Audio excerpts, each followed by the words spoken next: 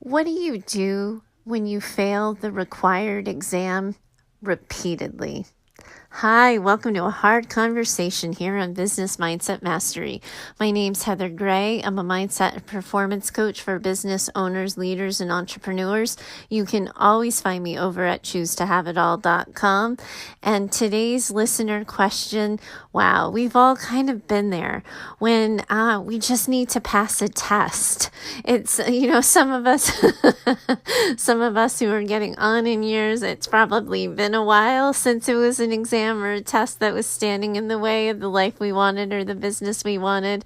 But we've all been there when we needed to pass a midterm, a final, something that was going to get us the grade or something that was going to get us to the next step of where we wanted to be.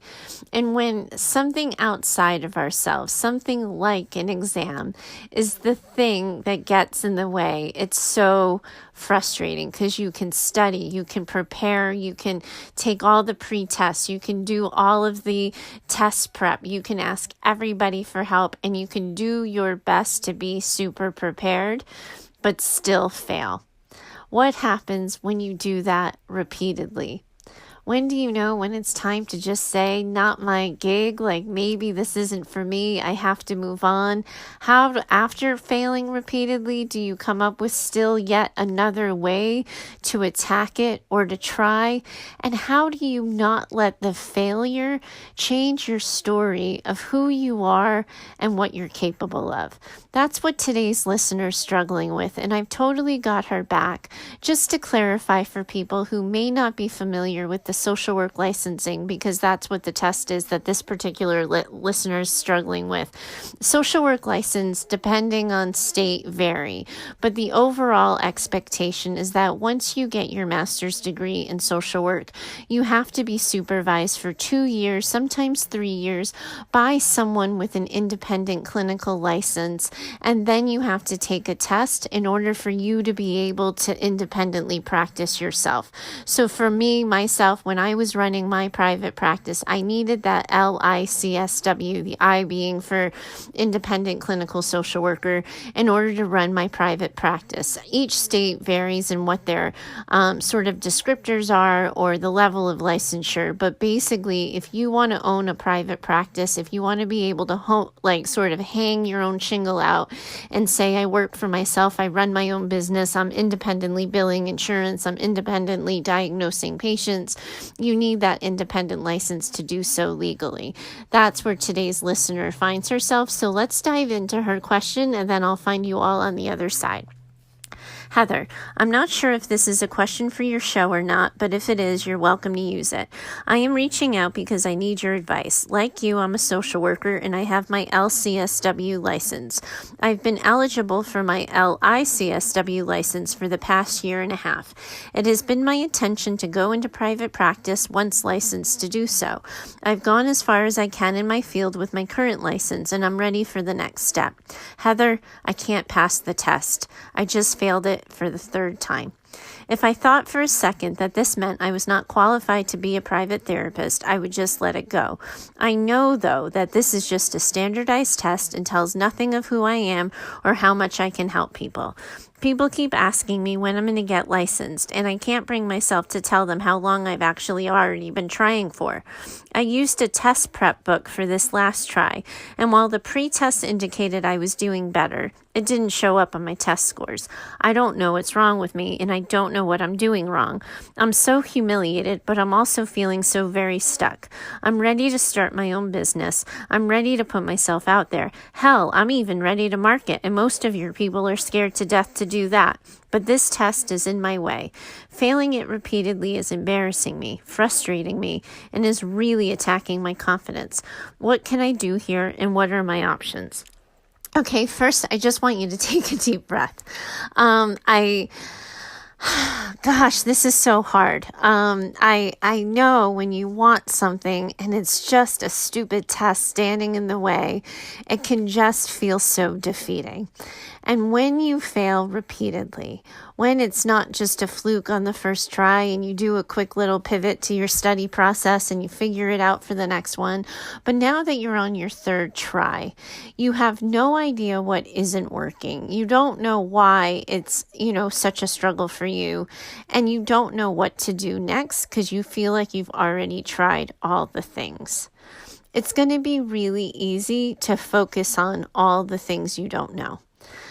Let that be for a second. And the first thing I want you to do, and you're not going to like this answer at all, by the way, but you have to cry it out. And if you're not a crier, you have to release it somehow, pound it out, go to a boxing gym, hit the bag a couple of times, go stomping up some stairs, rip up paper, toss pillows across a room.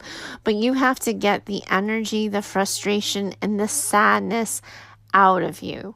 Because one of my stories is that if people don't know that you've been taking this test, if people don't know you've been working so hard to pass it, then you haven't been sharing your story, which means you haven't been releasing it.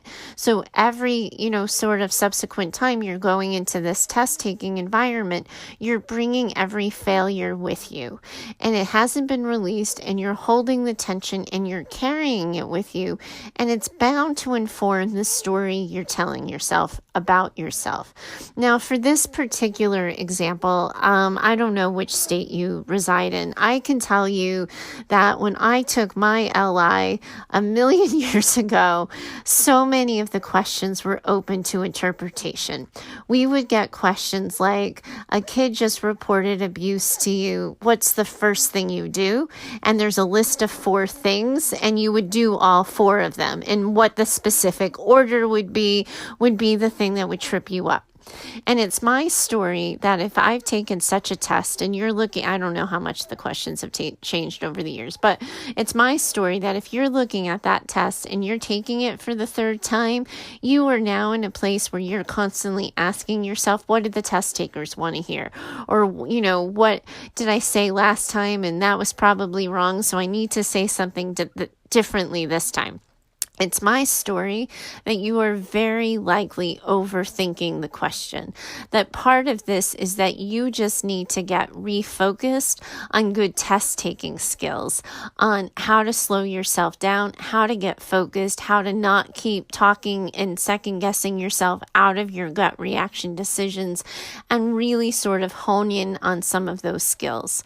Now, the one thing that I would tell you is that depending on what, your exam results are telling you, depending on what area you're weaker in, I would absolutely at this point in time hire help. I would look up in your local area people who can help you take this test, people who can look at your test results, interpret where you're struggling, and help you find a new plan of attack.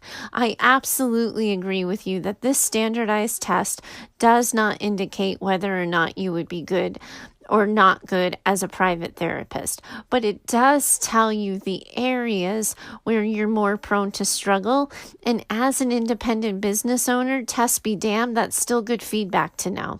It's still good to know where your areas of strength are as a clinician and as a provider, and where your areas of weakness are. So I would reach out, I would invest in getting some help. I would consider perhaps taking a class, but given that you faced this test 3 times now, if you can just get somebody to work with you one-on-one for a couple of hours who can kind of look at your, test results and see where you might be going wrong, I would just ask for help and get some direction, because my guess is 3 times in, a year and a half into this exam, you're entirely in your own head and you're second guessing yourself. I think a really good resource, I don't know if you've moved away from where you went to graduate school or not, but a really good resource is usually your career center at your graduate office. So if you were to go back to your graduate school of social work and look at their career, center, you might be able to ask for support or resources that they have for other people who are struggling. It's not an uncommon struggle. It's, what happens to a lot of people is you go to school, you get your degree, then you go to the field and you start doing the work, and you forget about your test taking skills, and you forget about study habits, and you try to to study for the test the way you would do your job. And as we know, sometimes the test answers and the real life answers aren't exactly the same answers. So I think that the first step for you is you have to like shake it off, right? Like you have to release it. You have to get it out of your body and just push it out of you. Because if you're sort of carrying every failure with you, you're bringing a really heavy burden to the table the next time you take that test. I would get an outside perspective on this so that you have a new plan of attack so you can feel more in control of it, that you feel like you're in the driver's seat as you take this test. But also, too, just the fact that you're hiring and investing in this test, you're showing yourself that you're willing to do what it takes. You're making that commitment and you're not just doing the same old thing. And sometimes when we change our behavior, we're able to change that story about ourselves. And if you see yourself doing something different for this test, you'll be able to bring that story of new behavior and new actions to the test in front of you. Now, the next thing you're asking me is, how do you not let this just totally hit your confidence and change your story about yourself? Well, it sounds like part of it is in your gut. You know that it hasn't changed who you are as a clinician, but that it feels bad, it's embarrassing, and you worry what other people would think or feel about it. All of that is perfectly true. But the other thing I just want to remind you, you're probably not going to like this one either, but this is going to be a really good way that someday when you have your therapy client in front of you, you're going to be able to relate to them. Because they're going to be talking to you about trying their best, of thinking that they followed all the steps, that they really did choose the best possible answer, and it didn't work out for them. And you're going to have developed the empathy and the experience to know exactly how that feels. This experience right now is going to serve you and help you be better for your clients in the future.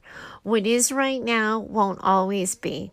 I also want you to pay attention to something. Right now, you're looking back at your past year and a half and you're marking it with failure.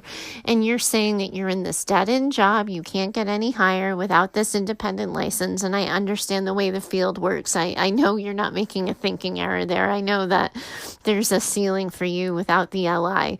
And you're just, sort of creating this woe is me story. I just want you to recognize what I see. I see somebody who's taking initiative, who even after the third failure isn't contemplating failure. You came at me with the how do I do this question? What do I do this now? What do I do now question? That speaks to your strength. It speaks to your resiliency. It speaks to your character, and it's entirely badass. This is just a fluke. I don't know if you're bringing a learning disability to the table. I don't know if you have a whole heck of a lot going on personally that's also distracting you while you're trying to take the test. I don't know what the story is, but I can tell you what I see from your behavior as someone who will not be brought down by a test. So you have a choice here, my friend. You can look at the descriptor of trying for a year and a half and failing 3 times, or you can look at the descriptor of somebody who refuses to stay down. You get to pick your story. You get to choose your truth. Both are equally true. You have absolutely failed this test 3 times. But what's the point of defining yourself by that? By each time, because each time you've been knocked down, you have gotten back up. And the other thing I would just sort of remind you here is you don't have to like it. You don't have to be super psyched that you're getting this personal development lesson, that that you have to take it on a chin. You can be swearing and cursing and moaning and groaning and complaining the entire way. You just need to pass the damn test. And you know that. You don't have to like it. You don't have to have your smile on. You just have to do it. And whatever you need to do to get it done, I would do it. And I would get some outside help, because my guess is you're if I just had to guess somebody who's, failed the test 3 times, I don't think, and you've been studying and preparing, I don't think we're talking about you can't get the diagnosis right or you can't nail down the new DSM and its answers. My guess is it's on those personal judgment calls where you're tripping yourself up. And I could be making this up entirely and creating all kinds of stories about you, but I know this exam so much was, a test of instincts and a test of judgment. And those are easy to talk yourself out of and around and try to second guess what the test takers want. So I would review that with a skilled professional, and because right now I'm just doing it as a mind reader, and that's that's a little bit risky and susceptible to poor judgment and inaccurate information. But get somebody who knows the deal to look at this test. Invest in yourself. I know that the darn test is expensive. My guess is the book you bought was probably a chunk of change as well. But this is worth it. And when you move into private practice, even though I'm not happy with the reimbursement rates, even though I think insurance companies should pay clinicians way more, you do know that your hourly rate will go up, how much you're making per hour. So you'll make your money back, but invest in you, my friend. I'm so sorry that it's so hard. It shouldn't be this way when people just want to change the world and do something, to improve the lives of other people. But I know you've got this. On the side, the other thing I would do, which is perfectly not at all related to what you're asking me, and I'm probably overstepping a little bit, but from one social worker to another, from one dreamer to another, one of the things that I would also tell you is don't wait to build your dream until you pass the damn test. I think it's okay to live as if this is happening. There's a lot you can do as you wait to take the test. So, for example, you could go to psychology today and you could look up, don't go and do this now because that part isn't quite legal, but go to psychology today and look at the way therapists describe themselves and advertise themselves on their listing. You can write your own listing and keep it in your desktop or laptop or tablet, whatever, so that as soon as you get licensed and you're able to practice independently, you can press go on that. I would think about what you want to brand yourself as if you're going to use your own name. I will tell you absolutely positively you need a website so you can start building and getting help on that. There's a lot of resources for that. I would start to think about specifically what are the issues you want to treat, what's the population you want to treat while you are studying for the test. And I know that this is a lot because you're also working full-time still and all of that, but what happens and how does your story change? Instead of saying I can't do any of this until I pass the test, how do you shift and move differently when you start moving through the world as if this is happening and you just have to pass the test to make it official? I think it changes the energy. I think it changes the intention, and I think it changes your attitude. And and I'm not at all implying as I say that you have a bad attitude. I'm just saying that when you do things with intention, when you do things with specificity, and they're direct, deliberate attempts to live the life you want, other things have this way of shifting into place. So don't sit on go. Don't make this thing be this test be the thing you have to get past in order to do anything else. Just start building the business. Start figuring out where you're going to rent your office. Start, thinking about how you want to decorate your office. All of those things that right now feel so far away and feel like a total setup to sort of manage if you were to fail the test again. We just know that you want this. We know you're going to do this, and we know you can. So just start living as if. Make the plans, make the decisions, build the business so that when you pass the darn test, you're ready to launch and you're ready to go. I'm so sorry you're feeling so discouraged, but I don't think you have to stay that way for long, and you get your fresh start, you get your clean slate. So go ahead, grab it, and go for it, and let us know how it turns out for you on the other side. Thanks so much for finding the show and reaching out to me. I really appreciate it. Anybody else has a question and wants my 2 cents on it, you can always find me over at heather@choosetohaveitall.com. Thanks so much for joining me today. I look forward to talking to you next time. Bye for now. The podcast you just heard was published with Anchor. Got something you want to say to the creator of this show? Send them a voice message using the Anchor app, free for iOS and Android.